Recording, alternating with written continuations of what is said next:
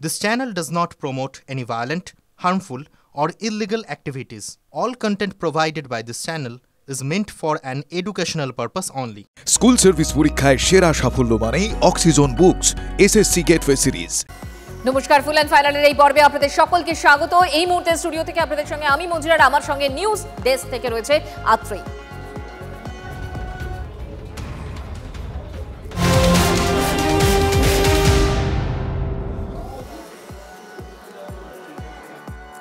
School service পরীক্ষায় সেরা সাফল্য মানেই oxygen books SSC gateway series.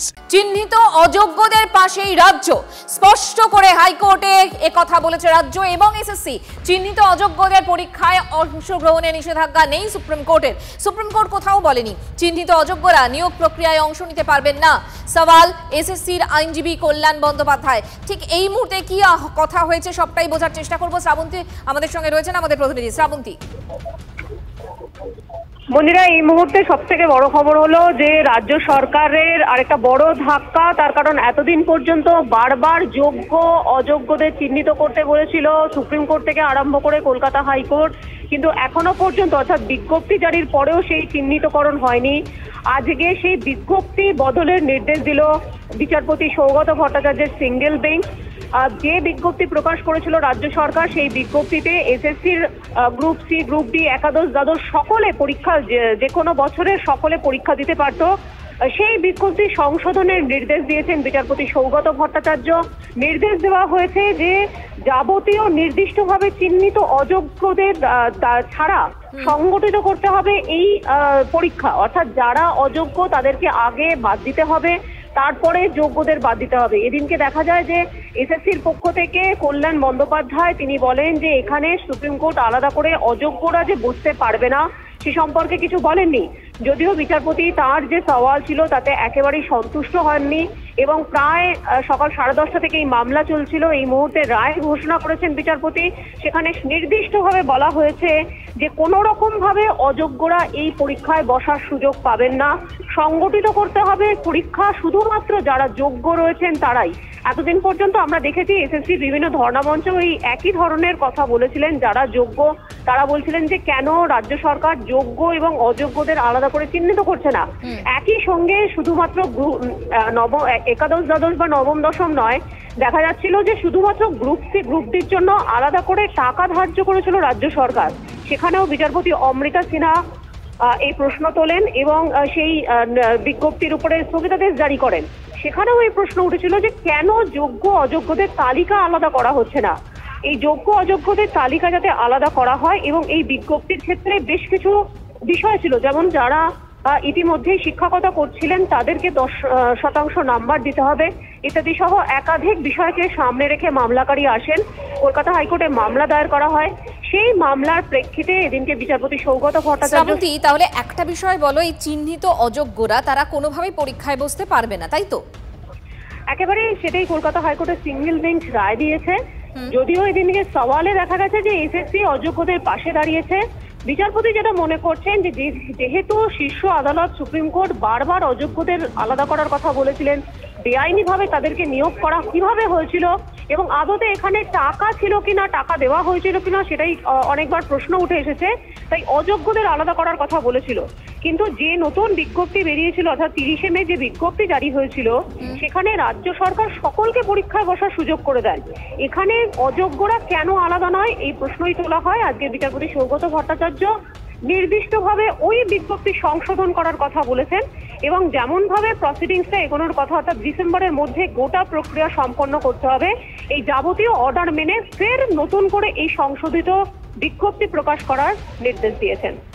যেহেতু রাজ্য অযোগ্যদের পাশে এবং একসাথে যাতে সকলেই পরীক্ষায় বসতে পারে সে কথাই বলা হয়েছিল এবং কল্যাণ বন্দ্যোপাধ্যায় আজকে সেই সওয়ালই করেছেন। এর পরের ক্ষেত্রে তাদের কি পদক্ষেপ হতে পারে এবং আইনি কি প্রক্রিয়া থাকতে পারে? শ্রাবন্তী, স্বাভাবিকভাবে বিচারপতি সৌগত ভট্টাচার্য এটা সিঙ্গেল বেঞ্চ, সেক্ষেত্রে ডিভিশন বেঞ্চে যাওয়ার অপশন থাকছে।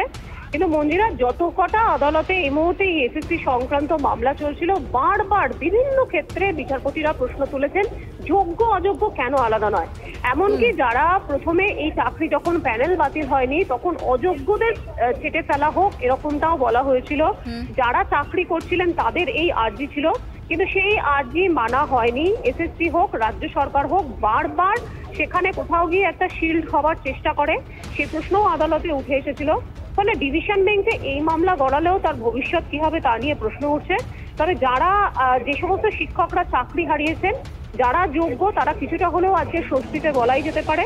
তার কারণ বারবার তারা বলছিলেন যে সমস্ত অযোগ্যের জন্য গোটা প্যানেলটা বাতিল হয়েছে, তাদের কেন আলাদা করা হচ্ছে না। আজকের বিচারপতির এই নির্দেশে কিছুটা হলেও স্বস্তি ফিরবে এবং কম্পিটিশন তারা বারবার বলছিলেন অনেকটা কমবে। যদিও এই নতুন বিজ্ঞপ্তিতে আরো অনেক প্রশ্ন থেকে গেছে, তার কারণ যারা 2016 সময় সেই সময় নিযুক্ত হয়েছিলেন, নিয়োগ প্রক্রিয়ায় অংশগ্রহণ করেছিলেন, আজকের 2025-এ যে বিজ্ঞপ্তি জারি হয়েছে সেখানে 2024, 2025 সহ সমস্ত শ্রাবন্তী, তার মানে বলাই যায় যে এক্ষেত্রে অন্তত এসএসসি এবং রাজ্যের পক্ষে আরো একবার বড় ধাক্কা, তাই তো?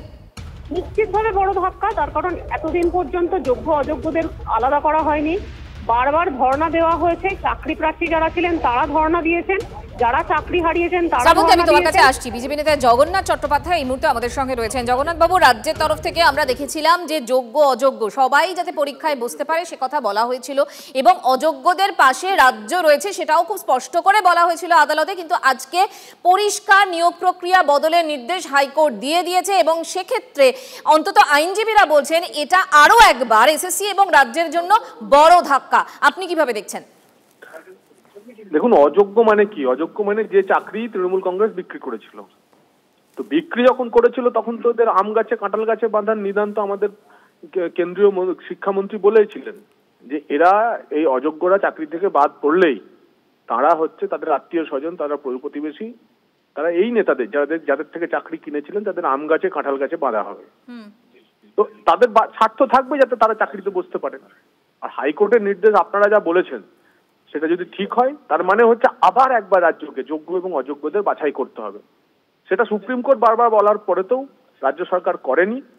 এবার যদি নতুন করে আবার নিয়োগ প্রক্রিয়া বিজ্ঞাপন দিতে হয় তাহলে রাজ্য সরকারের কাছে আমরা অপেক্ষা করবো যে তারা দেখি যোগ্য আর অযোগ্যদের চিহ্নিত করতে পারেন কিনা, বিক্রির চাকরি আর মেধার চাকরি এই দুটো আলাদা করতে পারেন কিনা। জগন্নাথবাবু, আপনাকে ধন্যবাদ। আমি আবারও শ্রাবন্তীর কাছে চলে যাব। শ্রাবন্তী, যে প্রশ্নটা জগন্নাথবাবু তুললেন আমিও সেটাই আসতে চাইছিলাম, সেটা হচ্ছে যে আবারও কিন্তু ওই একই জায়গায় দাঁড়ালো বিষয়টা যে যোগ্য অযোগ্য যেটা প্রথম থেকেই বলা হয়েছিল, আদালত কিন্তু বলেছিল যে আলাদা করার ক্ষেত্রে এবং রাজ্য সেটা করে উঠতে পারেনি। এক্ষেত্রে তাহলে রাজ্যের কাছে কি অপশন থাকলো? এটা কি করতে পারবে নাকি এই যে নিয়োগ প্রক্রিয়াটার আবার বদল করতে হবে, সেক্ষেত্রে কোন পদক্ষেপ তারা করতে পারে বলে মনে হয়? দেখো, একই সঙ্গে বিচারপতি আরেকটা নির্দেশও দিয়েছেন যে যদি কোনো নির্দিষ্টভাবে চিহ্নিত অযোগ্য ব্যক্তির মধ্যে আবেদন করে থাকেন তাহলে সেটা বাতিল বলে গণ্য হবে। অর্থাৎ কোর্ট আজকে স্পেসিফিক্যালি উপরেই জোর দিয়েছে। রাজ্য সরকার এই সংশোধনী যে বিজ্ঞপ্তি সেটা যদি সংশোধন করে নির্দিষ্ট নিয়ম মোতাবেক করে তাহলে সেক্ষেত্রে নতুন করে ফের বিজ্ঞপ্তি জারি করতে হবে। আদারওয়াইজ ডিভিশন বেঞ্চেও রাজ্য সরকারের যাওয়ার এখনো পর্যন্ত অপশন থাকছে, যেরকমটা আমরা আইনজীবীদের সঙ্গে কথা বলে জানতে পারছি যে রাজ্য সরকার নিশ্চিতভাবে ডিভিশন বেঞ্চে যাবে এবং সেখানে আদালত কি বলে এখন সেটাই দেখার। তবে নিঃসন্দেহে সিঙ্গেল বেঞ্চ যেভাবে থরলি গোটা বিষয়টি দেখেছে এবং বারবার বিভিন্ন অর্ডারের উপরে ভিত্তি করে, বিশেষত শীর্ষ আদালত যেখানে বারবার বলেছিল যে যোগ্য এবং অযোগ্য কারা রয়েছে সেই তালিকা দিন, এই তালিকা যেহেতু দেওয়া হয়নি সেখান থেকেই সমস্যার সূত্রপাত। সেই বিষয়টির উপর ভিত্তি করেই সুপ্রিম কোর্ট যেহেতু বলেছিল যে যোগ্য অযোগ্যদের আলাদা করতে হবে, তাই আজকের এই নির্দেশের পরে রাজ্য সরকারকে আজ না হোক কাল সেটা কিন্তু করতেই হচ্ছে। যদিও ডিভিশন বেঞ্চে গেলে এই প্রসিডিংসটা আর একটু দেরি হতে পারে, যেহেতু সময়সীমাটা নির্দিষ্ট রয়েছে, অর্থাৎ ডিসেম্বরের মধ্যে যাবতীয় প্রক্রিয়া সম্পন্ন করতে হবে। ফলে রাজ্য সরকার যদি ডিভিশন বেঞ্চেও এই মামলা দায়ের করে সেটা 1 থেকে 2 সপ্তাহের মধ্যেই শুনানি শেষ করতে হবে, কারণ গোটা প্রসিডিংসে অনেকটা দেরির ব্যাপার রয়েছে। ফলে আখেরে নিঃসন্দেহে যথেষ্টই চাপে রয়েছে রাজ্য সরকার।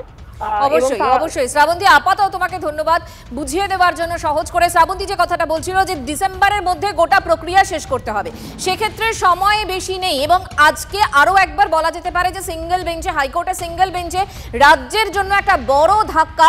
তার কারণ হচ্ছে চিহ্নিত অযোগ্যদের যে পাশে সওয়াল করেছিল রাজ্য, হাইকোর্ট স্পষ্ট বলে দিয়েছে যে এক্ষেত্রে পরীক্ষায় অংশগ্রহণ করতে পারবে না তারা, এবং সেক্ষেত্রে এই যে নিয়োগ প্রক্রিয়া সেটার বদলের কথা বলা হয়েছে, সেক্ষেত্রে রাজ্য এরপর কি করে সেদিকে অবশ্যই সকলের নজর রয়েছে। এবং এই মুহূর্তের সব থেকে বড় খবর, হাইকোর্টে আরও একবার এক্ষেত্রে অন্তত জোর ধাক্কা রাজ্যের এবং এসএসসির।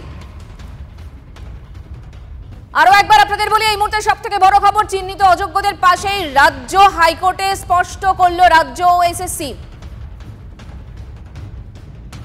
সায়ন ব্যানার্জি এই মুহূর্তে আমাদের সঙ্গে রয়েছেন। সায়ন, আজকে হাইকোর্টে সিঙ্গেল বেঞ্চ যেভাবে আরো একবার ভৎসনা করেছে এবং যে নির্দেশ দিয়েছে তাতে রাজ্য এবং এসএসসির কাছে একটা বড় ধাক্কা এবং নিয়োগ প্রক্রিয়ার বদলের কথা বলা হয়েছে। সায়ন, এরপরে রাজ্য কি করতে পারে বলে মনে হয় এবং গোটা প্রক্রিয়াটা কোন জায়গায় দাঁড়িয়ে রয়েছে আইনজীবী হিসেবেও জানতে চাইছিলাম। দেখুন, প্রথম কথা হচ্ছে সামগ্রিকভাবে প্রত্যেকটা নিয়োগ বিজ্ঞপ্তি এবং নিয়োগের ক্ষেত্রে আমরা যেটা বারবার দেখছি, আপনারাও দেখছেন, রাজ্যের মানুষ দেখছেন, দেশের মানুষ দেখছেন, ইচ্ছাকৃতভাবে এমন কিছু কাজ করা হচ্ছে রাজ্য সরকারের দ্বারা বা যারা নিয়োগটা করবে তাদের দ্বারা, যাতে ইচ্ছা করে এমন একটা পরিস্থিতি তৈরি করা হয় যে পরিস্থিতির মাধ্যমে আদালতের হস্তক্ষেপে গোটা বিষয়টা থমকে থাকে এবং যখনই সরকারকে জিজ্ঞাসা করা হবে সরকার যাতে বলতে পারে যে আমি চাকরি দিতে চেয়েছিলাম কিন্তু আদালত আটকে দিয়েছে।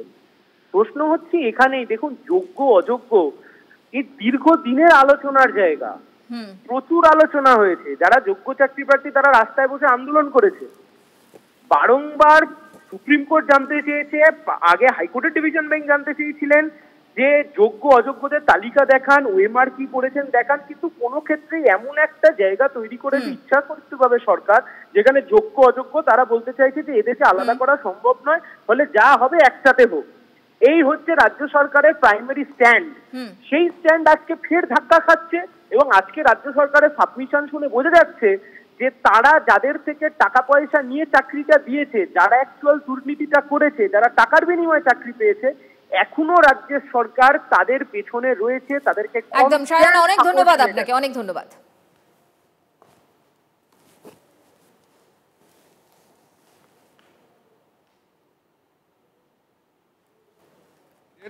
যাদের এই নিয়োগ প্রক্রিয়ায়, নতুন নিয়োগ প্রক্রিয়ায় পার্টিসিপেট করার অধিকার দিয়েছিল, পার্টিসিপেট করার সুযোগ দিয়েছিল, আজকে মহামান্য বিচারপতি বললেন যারা টেন্টেড ক্যান্ডিডেট তাদের নতুন নিয়োগ প্রক্রিয়ায় বসতে পারবেন না। ইভেন যারা অলরেডি অ্যাপ্লিকেশন করে ফেলেছেন, যেহেতু 14 তারিখ থেকে অ্যাপ্লিকেশন শুরু হয়ে গেছিল, তাদের ওই অ্যাপ্লিকেশনগুলো ক্যান্সেল করতে বলেছেন। এবং নিয়োগের যে বিধি পরিবর্তন অর্থাৎ ওই নাম্বার ডিভিশনের যে পরিবর্তন সেটা তিনি ওই পয়েন্টটি এন্টারটেন করেননি, ফলে সেই পয়েন্ট নিয়ে বলেছেন যে না, যেমনভাবে চলছিল ওইভাবেই চলবে। তো ফের তো আজকের এসএসসি দেখা গেল যোগ্য অযোগ্যদের পাশে দাঁড়িয়ে সওয়াল করলো যে অযোগ্যদের জন্য কিছু বলেনি শীর্ষ আদালত, কল্যাণ বন্দ্যোপাধ্যায় বললেন। অবভিয়াসলি দেখুন, অযোগ্যদের সঙ্গে যে সরকার রয়েছে সেটা তো পরিষ্কার, সেই জন্যই তো তাদের সুযোগ দিয়েছিলেন যে ওই অ্যাপ্লিকেশন করবেন, তারা আবার ঘুরপথে তাদেরকেই নিয়োগ করার বন্দোবস্ত করা হয়েছিল। সেই জন্য আজকে আদালত খুব পরিষ্কার বুঝতে পেরেছেন যে টেন্টেড ক্যান্ডিডেট তাদের আবার সুযোগ দেওয়ার চেষ্টা হচ্ছে, ফলে আদালত খুব স্বাভাবিকভাবে টেন্টেড ক্যান্ডিডেটদের তাদের এই নতুন নিয়োগ প্রক্রিয়ায় পার্টিসিপেট করতে পারবেন না বলে নির্দেশ দিলেন এবং যারা যারা অলরেডি অ্যাপ্লিকেশন করে ফেলেছেন তাদের ওই অ্যাপ্লিকেশনগুলো ক্যান্সেল করার নির্দেশ দিলেন। হ্যাঁ, অবভিয়াসলি হায়ার ফোরামে অবভিয়াসলি, সেই জন্য দেখবেন স্টেটের পক্ষ থেকে এবং এসএসসির উভয়ের পক্ষ থেকেই তারা এই নির্দেশের স্টে চেয়েছিলেন, আদালত সেটা রিজেক্ট করেছে।